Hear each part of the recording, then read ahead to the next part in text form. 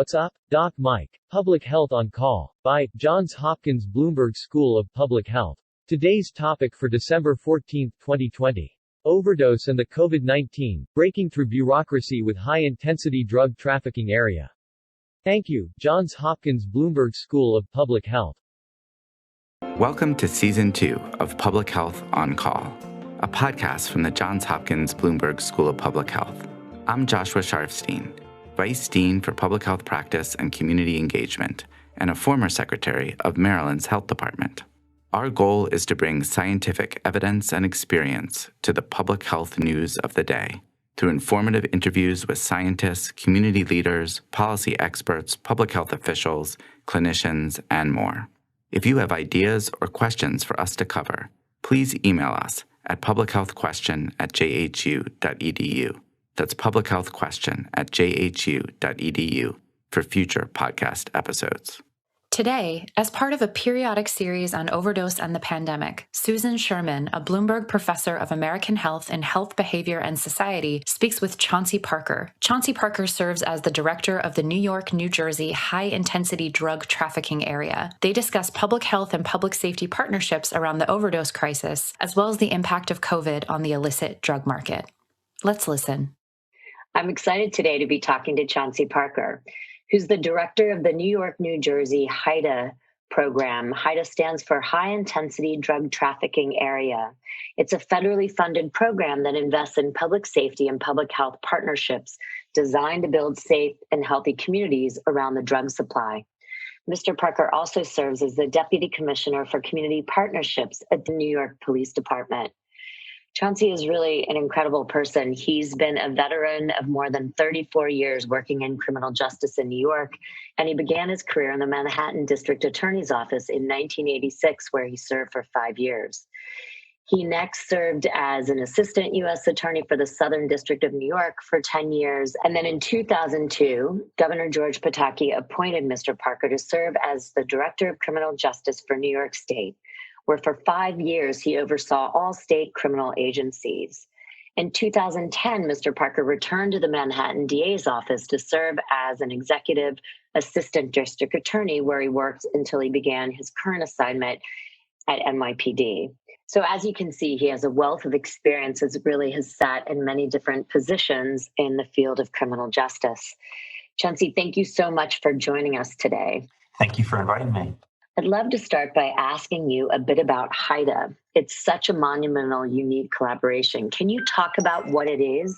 Well, it really is a unique collaboration. I think HIDA is a grant. It's a federal grant that is overseen by the Office of National Drug Control Policy. And I think it began in the late 1980s.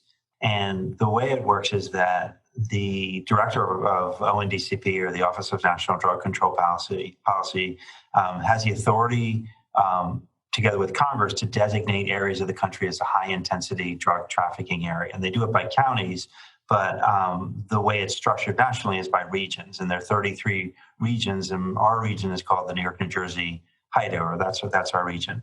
And the way I look at it is that we get funding from the federal government to invest in partnerships, as if we were a company. Like this is how do we invest in partnerships to build safe and healthy communities? And our area covers New York and New Jersey, and we invest in everything from law enforcement partnerships to investigate major drug trafficking organizations, fugitive task forces, money laundering. And then over the last several years, we've used the platform of HIDA to invest in public safety, public health partnerships to achieve a North Star of reducing drug overdoses. Interesting. So can you give a few examples of some kind of poster child of those types of investments? Sure. One of the is the partnership between ONDCP and the CDC, where they have partnered and pooled together their resources, their expertise, to achieve a common goal, which is to reduce drug overdoses. It started in a handful of states in the Northeast and is now a national partnership. But it's CDC and ONDCP pulling together. I mean, I think it's the platform for the national drug strategy, frankly. It's public health and public safety and community partners working side by side to achieve a common goal. Public health wasn't in the original mission statement for the HIDA program. And if you think about national drug control policy, you sort of have law enforcement having one lane that they run down as it relates to drug policy, and a completely separate and I would say disconnected lane is public health, and probably some other lanes as well. But certainly public health and public safety were not connected. Even though when you think about what's the purpose of drug policy, one of the key goals has got to be reducing the number of people who die from drugs. But we were doing it in two parallel tracks. And there's at some point where they really are separate parallel tracks, but some part of it is they really do overlap. So my point is that the HIDA program, until really, I would say the last 8 years or so, drug prevention, drug treatment, except for the Washington-Baltimore HIDA, which is one example, the one exception, because it was originally set up this way. It's been strictly a law enforcement program for the most part. And so it's only relatively recently that public health became a key part of the HIDA program. And I would say maybe that law enforcement became a part of CDC. I think that marriage and that partnership is relatively new, but it's expanded very, very quickly because I think both public health and public safety see a real benefit of it. I would tell you one other thing from a New York perspective, what we started, I think in some sense parallel to this, or maybe it was maybe an inspiration for this, but we started with the New York City Police Department and City Health an initiative called RxStat. This is when Mayor Bloomberg was the mayor of New York City. It started then, and it has grown, but it is a partnership of city agencies who are committed to reducing drug overdoses in New York City. It's called RxStat, similar to the NYPD has CompStat, which is to reduce crime, which is sort of a national story of success. Similarly, we try to apply that same principle to reducing drug overdoses, and it's called RxStat. Has 20 plus agencies from public safety, public health, everybody in between, looking at the same map at the same time, sharing ideas, filling gaps, trying to save lives. When did RxStat start? It started around 2010. And was that around the same time that the CDC and HIDA started collaborating together, or ONDCP and the CDC?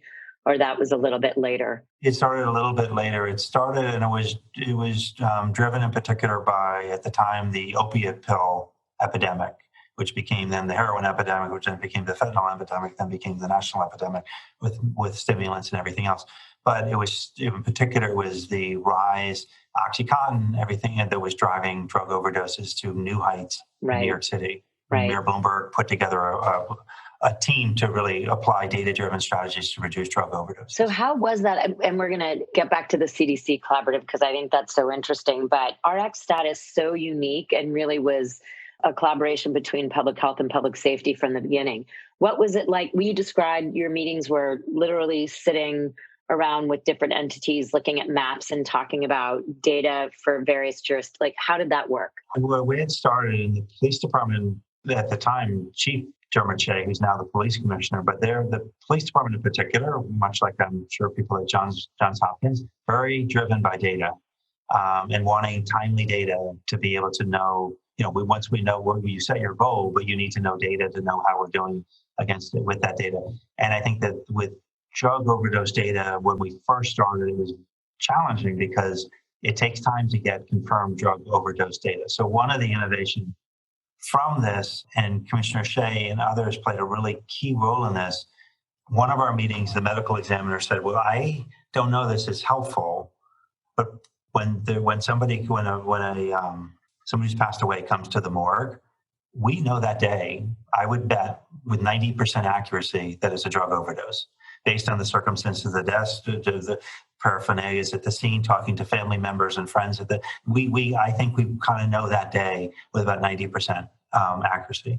So with that model in mind, the police department, working with public health and with the OCME, created a daily presumed overdose report, so that instead of getting the information maybe 6 months or a year later, was confirmed. And as we then measured it against the confirmed overdoses later, it turns out that daily confirmed overdose report is 90% accurate. So all of a sudden we had timely, accurate data that we could use to develop more rapid responses to some of the challenges. The other kind of thing I think I would just say, Susan, that came up, that just by putting us around the table together, is that there would be a fatal overdose. Somebody in police department would describe a fatal overdose, and there were drugs and there was a straw maybe at the scene. And the question was, did the police ever seize, and would they seize that and voucher it? And we went from it not being seized because it was a drug overdose. It's really a good question. This is for the medical examiner.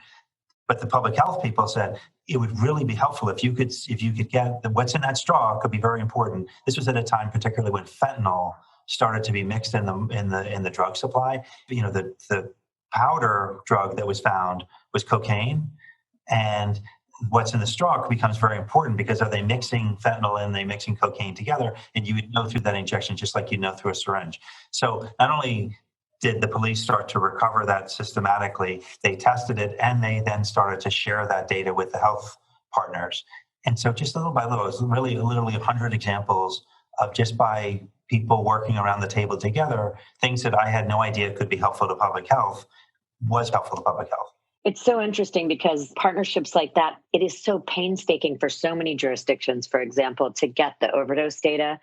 I mean, if it's lagged by 2 weeks, in some places it's lagged by a quarter, 2.5 months. And to get over the bureaucratic hurdles of data speaking to each other, departments speaking to each other is really no small thing. So that's really amazing. And I think what you're saying is once you start to get the small wins and see the value, you quickly you have more buy-in in real time of what can we share next, because it's so useful to so many people. So let's talk about COVID a little bit. Obviously, we're talking right now as rates are skyrocketing. It is mid-November 2020, and the rates just every day, we are in kind of a free-for-all, it seems. New York City may be back in a bad place. Your numbers were looking good for so long after some really intensive public health programming was implemented.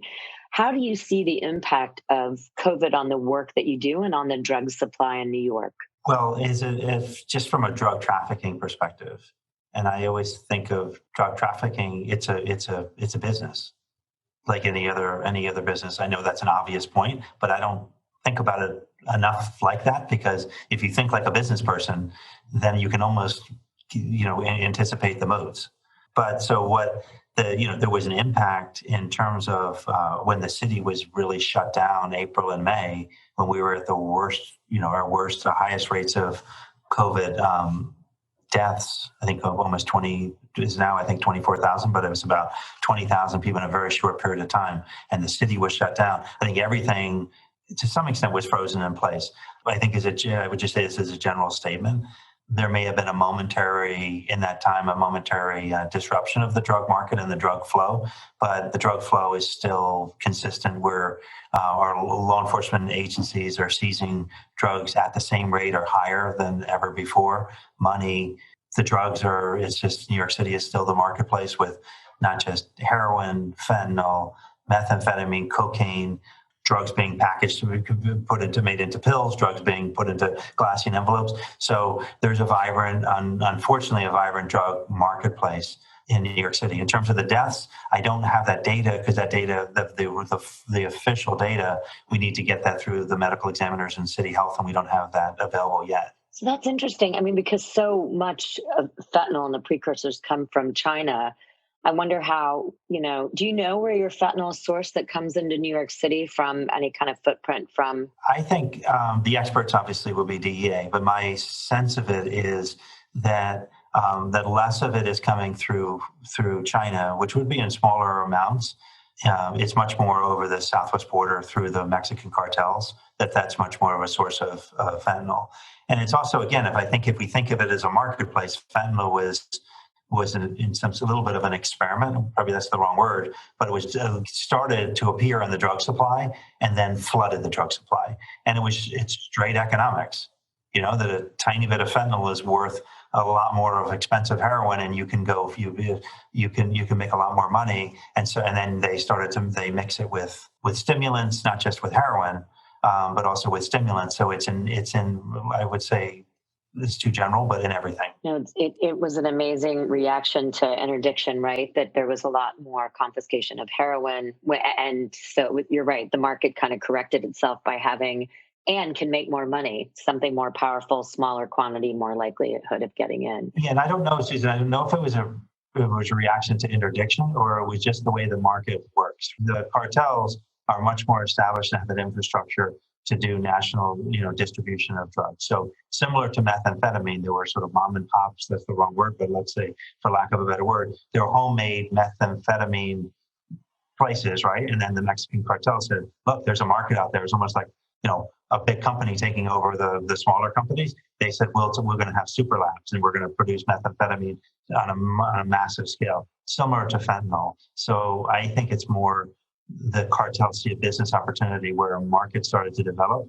They then activated their infrastructure to react to supply that. Interesting. How is the work continuing in this COVID context? Has HIDA's work changed? Have collaborations changed? Obviously, we're all living in Zoom meetings, but how's COVID impact the actual work? I think that from a law enforcement perspective, law enforcement spends its time not in the office. And so that's continued. They're out and they're doing their investigations and continue to do very significant investigations. I know not just New York City, but across the country. So I think from an enforcement perspective, they're not missing a beat, it seems like.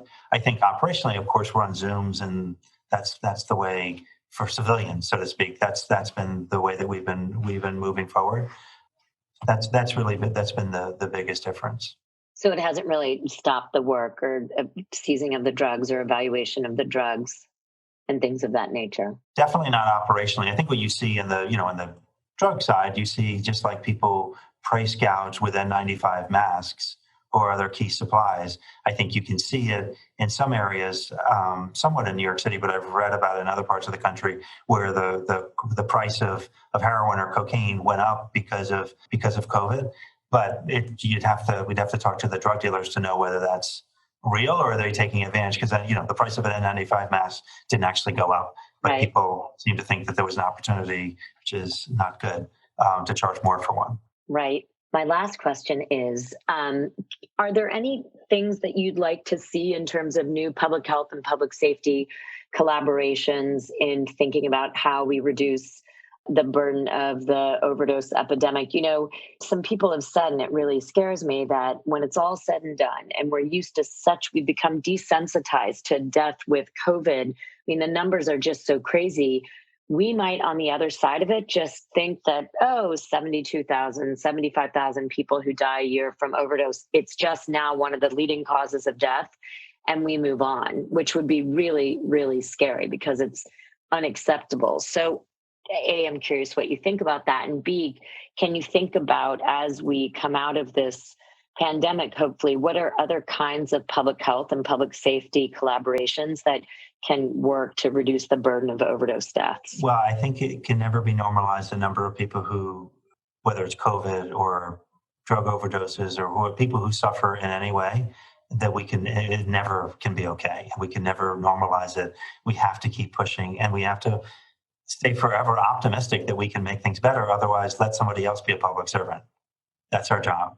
When I think of what we can do going forward, I'm very excited, because I think the future is collaboration.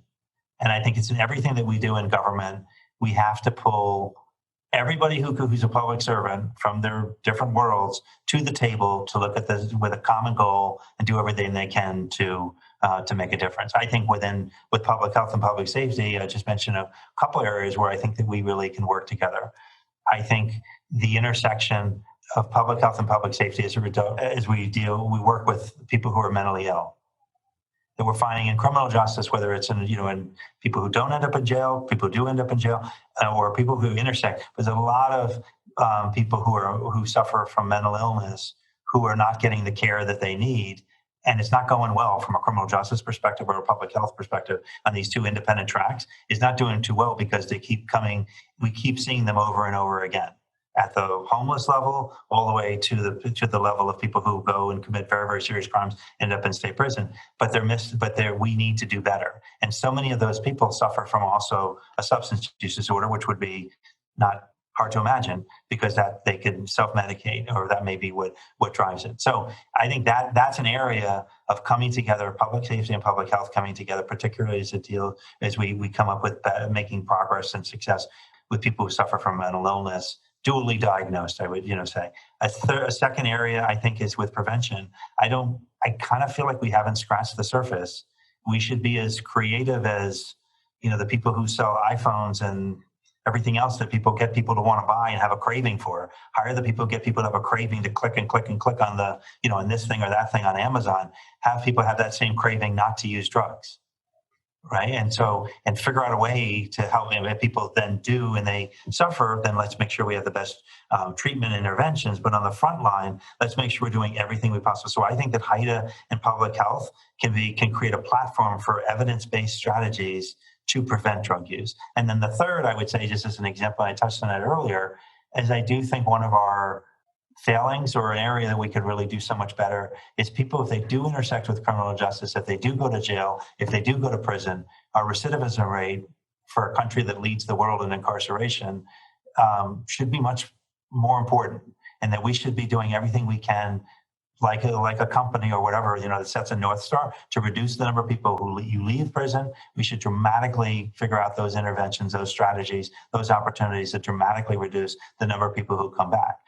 It's in all of our interests, and it's also the right thing to do. So I think I think this public health, public safety platform is the foundation for a national strategy. If I was an investor, I would invest one where I would know that the money is going to be used and it will be measurable. There'll be a measurable difference. That's the place I would invest. That is a great place to end. Thank you so much for your time today. We have been talking to Chauncey Parker, and we really appreciate all that you've done. And thanks for joining us. Thank you so much for inviting me, Susan. And I look forward to working together. Public Health on Call is produced by Joshua Sharfstein, Lindsay Smith-Rogers, Stephanie Desmond, and Lamari Morales. Audio production by Spencer Greer, Niall Owen McCusker, Cian Oates, and Matthew Martin, with support from Chip Hickey. Distribution by Nick Moran. Thank you for listening.